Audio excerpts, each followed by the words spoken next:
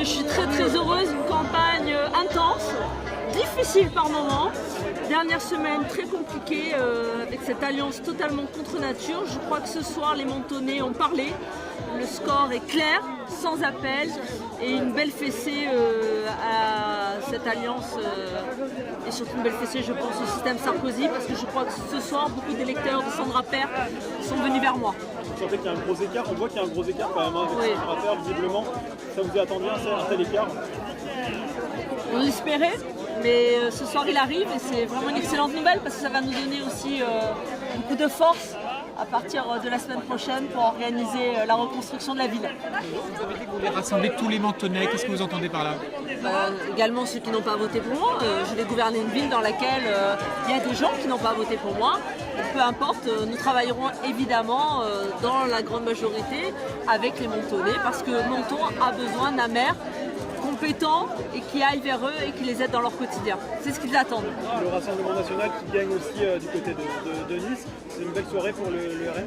C'est une très belle soirée en général pour les Alpes-Maritimes, Cannes-sur-Mer, Nice, Menton, des villages comme Toudon, comme Conségude. Voilà, c'est des belles victoires. C'est un premier signe de ce qui va se passer. Brigitte Vidal à Palménage, je l'ai oublié, elle vient de gagner ce soir aussi avec un très bon score et je suis très fière. C'est une femme formidable, elle sera un très bon maire. Est-ce que c'est un signe de ce qui va se passer en 2027, peut-être un premier signe? Je pense que c'est le signe que la victoire elle est à portée de main maintenant et en 2027, oui, j'en suis persuadée, on peut gagner. On sent qu'il y a vraiment un grand mouvement patriote qui se lève en France et qu'on a besoin de gros construire. Maintenant, vous appelez, pas comme Menton, la France aussi. Maintenant vous appelez tous les Mentonnais à se rassembler pour être à vos côtés. Mais il faut que les Mentonnais se rassemblent. On a un énorme travail, un immense travail devant nous. Et on va avoir besoin de tout le monde pour avancer dans la sérénité. Et ce score va permettre de le faire. Parce que ce score, il est sans appel. Et un score sans appel, c'est toujours plus facile pour rassembler derrière. Madame Masson, la vie politique à Menton, elle a été fortement polluée ces derniers mois par des affaires judiciaires. Qu'est-ce que vous dites aux Mentonnais aujourd'hui, que la vie va redevenir paisible ici à Menton?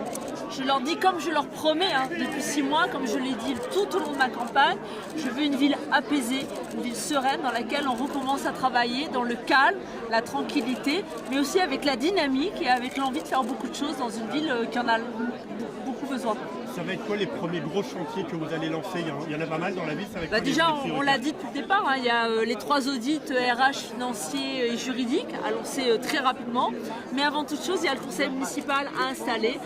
Je le lancerai samedi matin.